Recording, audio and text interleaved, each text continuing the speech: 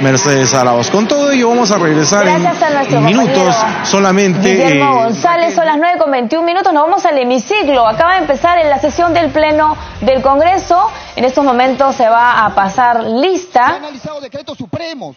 Pasar lista, está hablando el congresista. Se ha analizado y se ha corroborado visitas tanto a los ministerios como a Palacio de Gobierno. Eso es, presidente, lo que se ha hecho. Y acá no nos van a venir a decir de que acá se perseguía situaciones privadas. No, señor. Son situaciones públicas y de autoridades. Finalmente, presidente, se ha dicho que acá, en este informe minoría, se ha estado discutiendo el aporte de campañas. Y eso no es cierto, presidente.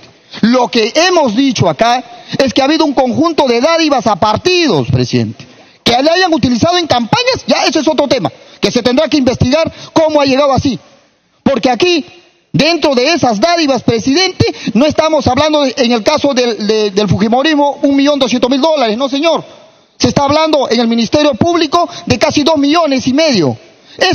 Esa diferencia, presidente, tiene que ser resuelta en la investigación que compete a los aportes de campaña. Por eso nosotros hemos presentado un informe en minoría, pero dentro del informe en minoría estamos presentando una recomendación para presentar una moción, que ya lo hemos hecho, presidente. Hay una moción para ese tema, presidente.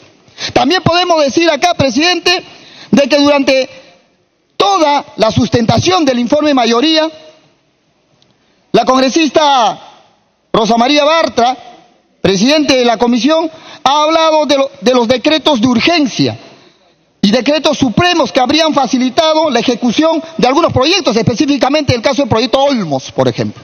En ella, presidente, no se aleja de ninguna manera de la posición que tenemos.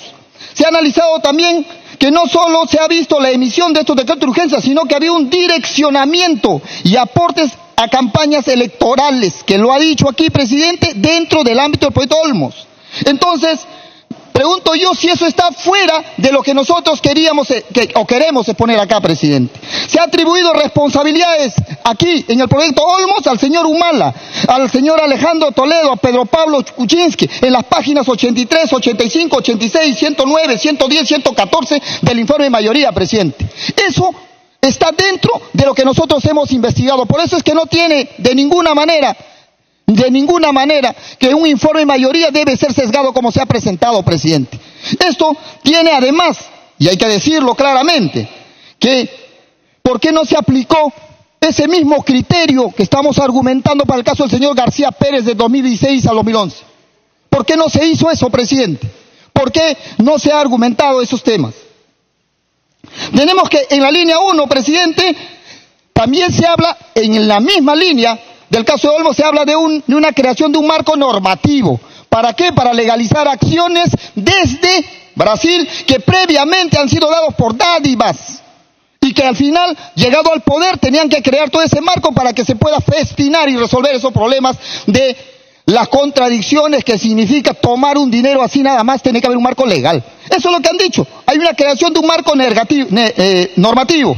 De esa hipótesis hemos partido, presidente, pero con la diferencia que nosotros hemos ido más allá de lo que no querían ver. Pese de partir de esa misma hipótesis, las conclusiones son totalmente diferentes. Y ese es el tema que nos trae aquí, presidente. El señor Jorge Cuba Hidalgo, en esta misma línea del tren eléctrico, si bien se le menciona en el informe, no se habla de sus declaraciones, presidente. Y ahí también tenemos que decir claramente que ahí hay unas declaraciones sumamente importantes para el interés del país. ¿Cuál es esa declaración, presidente? Trata precisamente de que ha habido un brazo político y se indica directamente al señor García Pérez y al señor Cornejo. Y toda esa declaración, presidente, es parte del informe de minoría. Entonces, cuando se quiere hablar acá de decretos de urgencia, como lo ha presentado en este caso el tren eléctrico la señora congresista Rosa María Bartra, y se ha hablado de los decretos de urgencia 063, 042, 034. Se ha hablado del decreto de urgencia 107, 117, decreto de urgencia 032. Solo se ha analizado el decreto de urgencia 032, presidente. Y los otros no, en el caso del tren eléctrico. ¿Por qué? Porque se había firmado. ¿Quiénes firman un decreto de urgencia, presidente? ¿No es acaso el presidente de la República y sus ministros? Porque el señor Alan García había firmado un decreto de urgencia, no se tenía que tomar en cuenta. Se ha hablado de los decretos supremos acá, pero sin embargo no se ha analizado profundamente, presidente, la responsabilidad que implica firmar un decreto de urgencia, presidente. Entonces, ¿cómo es posible que aquí se diga o se mencione a dichos decretos y no se le responsabilice al señor Alan García? Esto no tiene sentido, presidente. Por eso es que nosotros hemos exigido la presentación de ese informe en minoría. Si eso no se ha querido tomar en cuenta, bueno, pues nosotros sí lo analizamos, presidente, en el informe en minoría. Y sí atribuimos responsabilidades que corresponden a Alan García y sus ministros, presidente, en este tema. En Chavimochic, presidente, se ha hablado aquí y se ha expresado en la comisión sobre la participación del señor José Murguía Saniar.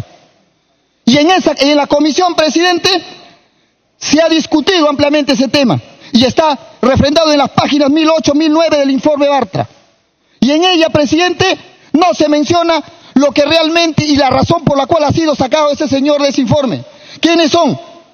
El señor tiene más de 300 denuncias. Dicen que es una persona mayor.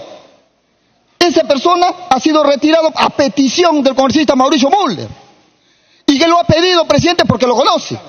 Pero al mismo tiempo ha habido también la posición del congresista Víctor Andrés García Belaúnde diciendo que lo conoce y pondría la mano al fuego por él. Por esa razón se sometió a votos y no estuvo más en ese informe, presidente. Yo no sé si esa es la razón por la cual se puede excluir a alguien de una investigación. Tenemos que decir además, presidente, si esto, presidente, es blindaje o no es blindaje. Hay que decir claro aquí, presidente. Entonces, en este contexto nacional, tenemos que decir que todo este argumento de decreto de urgencia no solo ha posibilitado la ejecución de Chavimochic, sino de una serie de proyectos a nivel nacional que han estado vinculados a ese festín que para nosotros es la hipótesis concurrente con lo trabajado por la comisión Lavajato, presidente. En el proyecto Lorena de Cusco, en las páginas 820, 823 y 824, se sindica a la señora Nadine Heredia por presunto cobro de coimas. Esa presunta comisión, presidente, de coimas y de delito que habría cometido la señora Nadine Heredia, pregunto si la señora era funcionaria pública. ¿Y para qué era el aporte? Y acá se dice que la señora Rocío Calderón era la socia con la cual han traído dinero de Venezuela para aporte de campañas. Y se dice acá que no debemos discutir el tema de aporte de campañas, presidente. Eso no tiene sentido en ninguna parte del mundo si se quiere hacer un análisis independiente, correcto, que pide la patria, presidente. En la parte de conclusiones, en el informe mayoría, se le imputa a la señora Rocío Calderón todo ese aporte, en la página 823 del informe Bartra. Esto, presidente, quiero poner en hincapié que tampoco la señora ocupaba algún cargo público alguno en esa época. Y entonces, pregunto, ¿por qué la señora Keiko Fujimori no está en esa investigación? Si ella era congresista, presidente. Sin embargo, esa lógica no se ha aplicado a todos y eso lo sabemos, presidente. El señor Alba Castro ha recibido $200,000 según el Ministerio Público, presidente. El señor Yoshiyama ha recibido $1.200.000, presidente. Entonces, ¿cuál es la lógica con la cual han venido realizando ese informe en mayoría, presidente? Esa es la causa por la cual nosotros hemos presentado ese informe en minoría complementario. El informe en mayoría, en el caso de IRSA, presidente, se habrían producido 9 adendas durante el gobierno de Alejandro Toledo y se menciona claramente así, presidente. Sin embargo, 13 adendas fueron hechas durante el gobierno del señor Alan García. ¿Se ha analizado eso? No se ha analizado, presidente. ¿Y por qué no se ha hecho? ¿Porque no se ha tenido el interés de hacerlo o porque simplemente no hemos querido verlo, presidente? Y no voy a entrar en los detalles, pero sin embargo, en las adendas del tramo 2, la congresista Bartra ha hablado de la adenda número 5, que tiene detalles sobre el tema presupuestal y que está enmarcado en la ley 29309, que fue una ley declarativa que aquí en el Congreso se aprobó, presidente. También está la adenda número 6, firmada al 31 días del mes de julio de 2009, que también, presidente, tiene una relación directa con el presupuesto, que después fue 124.875.704 al final de toda esta construcción. El informe de mayoría señala que en el caso de Toledo y PPK, los delitos habrían prescrito, pero sin embargo está dentro del informe de mayoría. Se le dice que aunque hayan prescrito, tiene que estar. ¿Y por qué no se incluyeron los delitos que supuestamente habían prescrito en el caso del señor García Pérez? Estamos diciendo claramente la manera como no se ha tomado en cuenta, presidente, nuestra posición aquí. No se cuestiona el por qué un informe de minoría se presenta o no, señores. Aquí lo que se quiere cuestionar es el contenido de algo que pueda ser develado frente al país. Eso es lo que se cuestiona, presidente. Finalmente, presidente, en esta primera parte nosotros queremos decir que hay una necesidad histórica de develar completamente lo que ha ocurrido en el país. El informe en minoría presentado, presidente, es un informe que es complementario al informe mayoría, porque solamente está tocando lo que corresponde a lo que no se ha visto, presidente.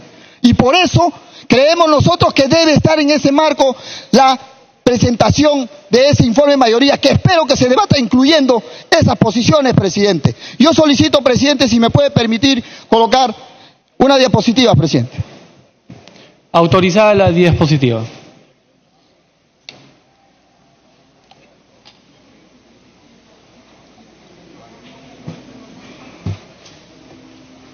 Haciendo la precisión, congresista Morales, que a pesar que la diapositiva dice informe en minoría, el día de ayer el Pleno tomó el acuerdo de que usted expondría, pero como una posición personal, como integrante de la comisión, más no como un informe de minoría.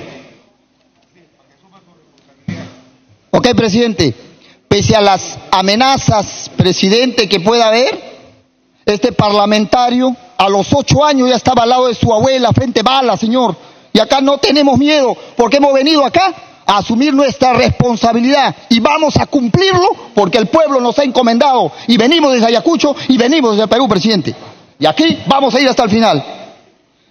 Listo, presidente. En esta primera parte nosotros queremos hacer concordar que el objetivo general del informe es concurrente con el informe en mayoría, presidente, del cual hemos partido. Tenemos además, presidente, comprobado de por sí, que ha sido comprobado por el Ministerio Público los aportes de $200.000 a cargo de, y recibido por el señor Alba Castro, y llegada hasta el señor Alan García Pérez, según la información que viene de Brasil.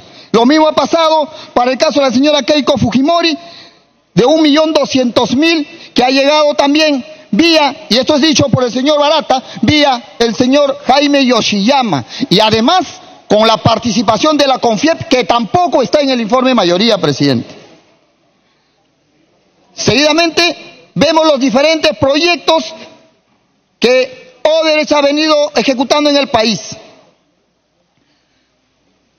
Y voy a pasarlo rápido, presidente, porque es importante que solamente se vean los montos. Para el caso de durante el gobierno del señor Alan García y el señor Toledo suman en total 3.592 millones que nosotros hemos cuantificado como tal. Esto tiene todavía mucho que investigarse, presidente. En el caso de los proyectos de Camargo Correa, suman 987 millones. Tenemos que acá ver claramente, presidente, cómo es que ha funcionado todo esto. Se ha emitido un marco legal, decreto ley, decreto supremo y decreto de urgencia para favorecer a las empresas brasileñas. En el segundo gobierno de Alan García Pérez tenemos 8 leyes, de ellas todas vinculadas a los proyectos que vienen siendo investigadas por encontrarse presunción de delito.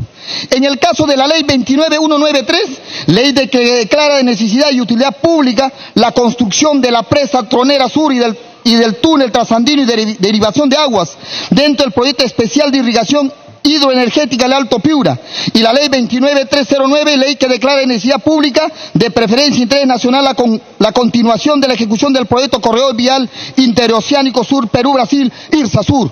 Estos ambos están siendo investigados, presidente. Tenemos algunos decretos de urgencia.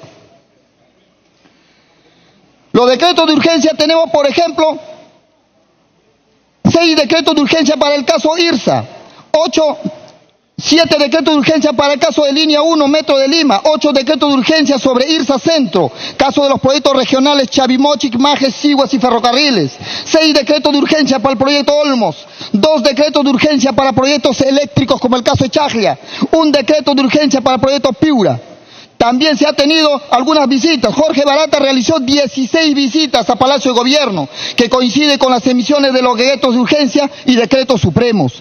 3 visitas acompañado de Marcelo Odebrecht y 1 con Emilio Odebrecht y Luis Antonio Mameri, máximo representante de la empresa Odebrecht. Acá podemos ver, presidente, las visitas a Palacio de Gobierno de Jorge Barata y Marcelo Odebrecht relacionados a IRSA Sur durante el 2008. El 17 de abril de 2008, el Pleno del Congreso acordó conformar una comisión investigadora para el proyecto IRSA Sur.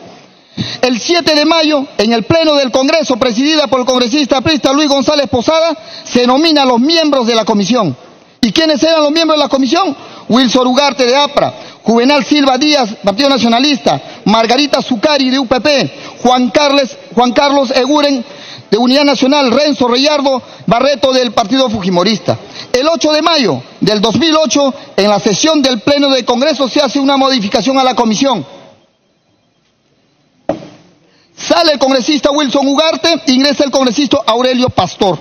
El 29 de mayo, Jorge Barata y Graña Acuña se reúnen con la ministra de Transporte y Comunicaciones, Verónica Zavala, en su despacho, a 21 días de haberse conformado la comisión. El 30 de junio del 2008, Jorge Barata con la ministra de Transporte y Comunicaciones, Verónica Zavala, se reúne en su despacho. Jorge Barata visita al viceministro de Transportes el 1 de agosto de 2008 y acompaña al señor Will Meneses Luis Alberto, quien fue director del proyecto IRSA Sur 2006 al 2009. El 29 de agosto del 2008, Jorge Barata visita al viceministro de Transportes acompañado por el señor Jarisic Angulo Marco. El 11 de septiembre de 2008, Alan García recibe en Palacio de Gobierno a Jorge Barata, Marcelo Odebrecht, Emilio Odebrecht, Mameri, Luis Antonio. El 25 de septiembre de 2008 se presenta el informe final de la comisión investigadora del proyecto IRSA Sur por el excongresista Aurelio Pastor. Estamos hablando de pocos días, presidente. 3 y 7 de octubre de 2008, Jorge Barata visita a Alan García en Palacio de Gobierno, antes del debate del informe. El 27 de octubre de 2008, Jorge Barata visita el Viceministerio de Transportes acompañado de otros miembros de Odebrecht. El 30 de octubre de 2008 se debatió y aprobó el informe del proyecto IRSA Sur. Este informe fue sustentado por el excongresista Aurelio Pastor, cuyo documento, presidente, del diario de debates consta en el informe minoría de las razones cómo se ha expuesto eso aquí, presidente. El 4 de noviembre de 2008, Jorge Barata visita al viceministro de Transportes acompañado de los señores Will Meneses, Luis Alberto y equipo de Odebrecht. El 15 de noviembre de 2008 se emite el decreto de urgencia número 045, el cual dispone una serie de medidas económico-financieras para garantizar la continuación del proyecto IRSA Sur, así como la asignación de recursos para garantizar su continuación. El 30 de diciembre de 2008 se promulga la ley número 29309, ley que declara de interés nacional y de preferencia interés nacional la continuación de la ejecución del proyecto Corredor Vial Interoceánica Sur Perú-Brasil, IRSA Sur. La aprobación del informe de la Comisión Investigadora IRSA Sur conllevó a la emisión de los decretos de urgencia número 045-2008 y la ley 29309, presidente. Como podemos ver, lo que ha ocurrido aquí, presidente, es una relación directa de cada una de esas acciones que finalmente daban como resultado el festín. Tenemos el caso de la creación de la comisión investigadora, que ya sabemos que dio un respaldo a Odebrecht como su carta de garantía, su tarjeta de presentación. Luego vino las visitas al Ejecutivo, que ya están totalmente demostradas, presidente. Finalmente, y luego la elaboración y aprobación del informe previa visita. Tenemos la emisión y marco legal, leyes y decretos de urgencia y decretos supremos que involucran al Congreso de la República. Finalmente, la continuación del proyecto por ley. Esto determinaba todo el ciclo con el cual se ha venido legalizando. Concurrente, presidente, con lo que dice la comisión, se creó un marco legal para que este festín se diera. Lo dice la comisión en el informe mayoría, presidente. Tenemos, además, presidente, la cronología de los principales hechos en el proceso de concesión del proyecto Sistema Eléctrico de Transporte Masivo de Lima y Callao, línea 1, tramo 1 y 2, Avenida Grau, San Juan del Lurigancho. El 18 de enero de 2007, Proinversión aprobó aceptar el encargo realizado por la Municipalidad Metropolitana de Lima a través de su alcalde. Se acordó incorporar el proyecto al proceso de promoción de la inversión privada. El 13 de septiembre de 2007, Proinversión convocó a concurso para otorgar en concesión el proyecto de Sistema Eléctrico de Transporte Masivo de Lima y Callao.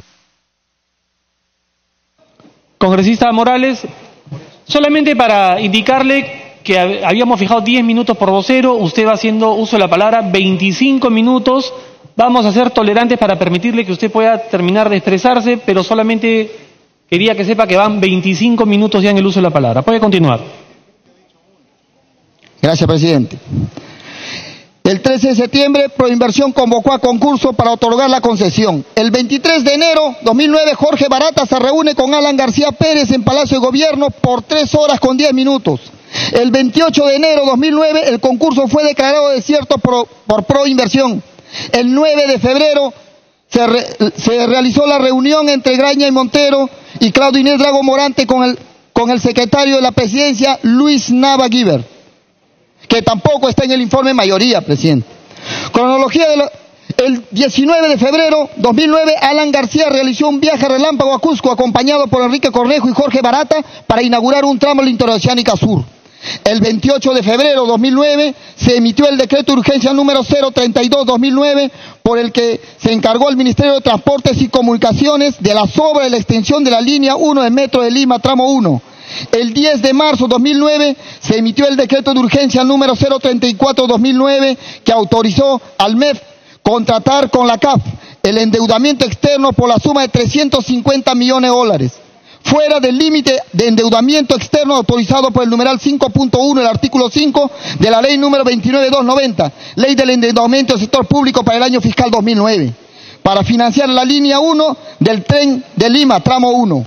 El 2 de abril de 2009 se emitió el decreto de urgencia número 042, que autorizó la incorporación vía crédito suplementario en el presupuesto del sector público para el año fiscal 2009 de recursos por más de 65 millones al Ministerio de Transportes y Comunicaciones para atender los gastos administrativos, recursos humanos, pago de impuestos, entre otros, destinados a la gestión del proyecto Línea 1 del tren de Lima, tramo 1. El 6 de junio de 2009 se emitió el decreto de urgencia número 063 que fusionó bajo la modalidad de absorción de la ATE de la Municipalidad Metropolitana de Lima con el Ministerio de Transporte y Comunicaciones. El 15 de julio de 2009, mediante resolución ministerial 510-2009, se designó como director ejecutivo de la ATE el ingeniero Osvaldo Duber Plasencia Contreras, que sabemos quién es. El 2 de diciembre de 2009 se realizó el acto público de otorgamiento de la Buena Pro al consorcio Tren Eléctrico de Lima, integrado por las empresas constructoras Norberto Odres, Chigraña y Montero, por el monto de 410 millones. El 23 de diciembre se firmó el contrato de ejecución de la obra del tren eléctrico. El 10 de marzo se aprobó el decreto supremo 081-2010 que exceptúa el cumplimiento de la fase proinversión del ciclo de proyectos a que se refiere la ley 27293, ley que crea el Sistema Nacional de Inversión Pública. El 13 de marzo del 2010 se iniciaron los trabajos para la construcción tramo 1 de la línea 1. El 17 de marzo de 2010 se emitió el decreto supremo 091 del endeudamiento externo hasta por la suma de 300 millones de dólares. El 22 de diciembre de 2010 se emitió el decreto supremo número 262, modificando para el caso concreto el reglamento de la ley de la contratación del Estado, decreto supremo número 184-2008. El 14 de enero de 2011, con resolución secretarial número 004, se aprobó el proceso de selección y licitación pública para la elaboración del expediente técnico de ejecución de las obras civiles electromecánicas del tren eléctrico tramo 2. El 13 de junio de 2011 se le da la buena prueba a las empresas constructoras Norberto Odrech, sucursal Perú y Graña y Montero para el tramo 2.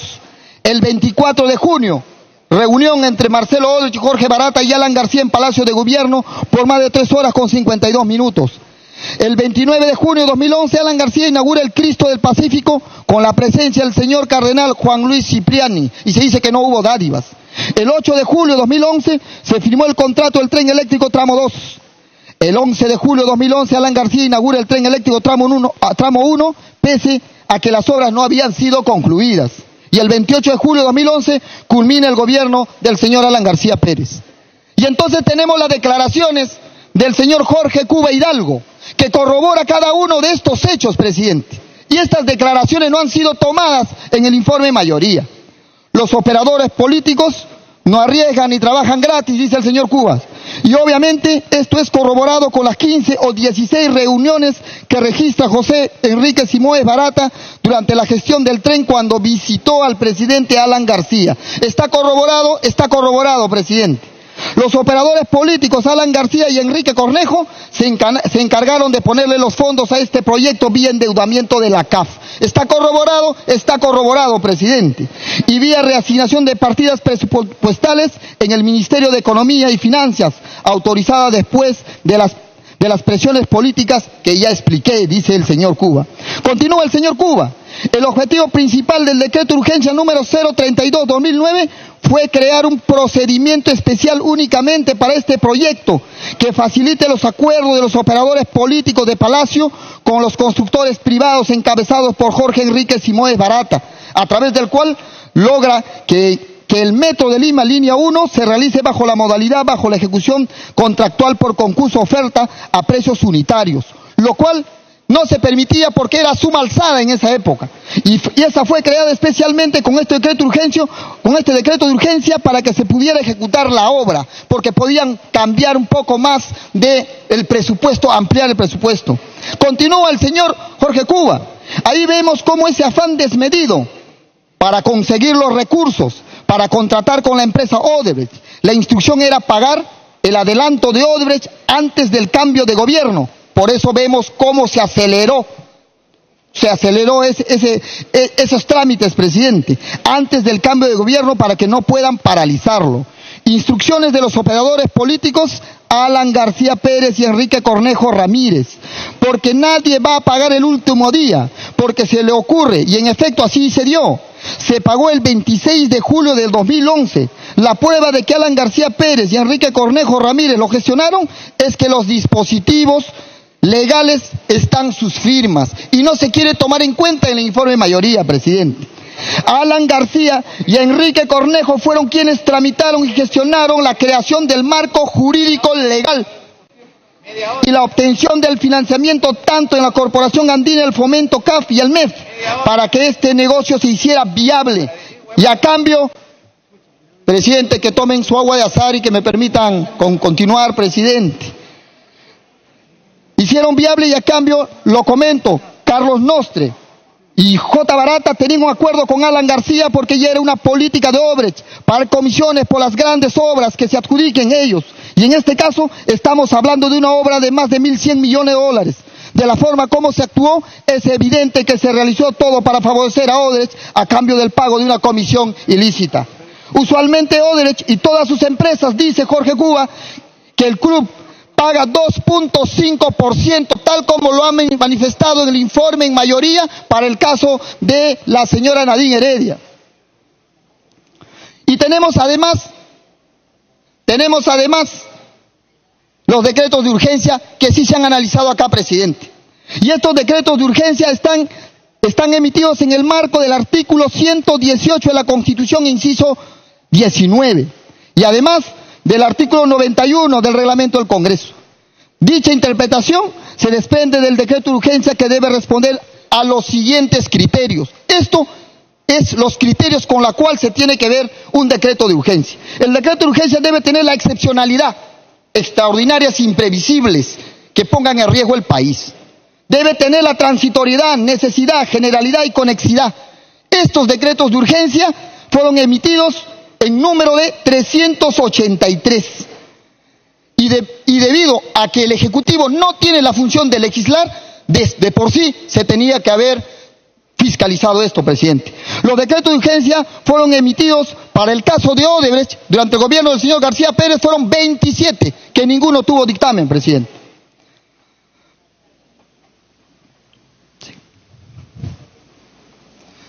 Sí.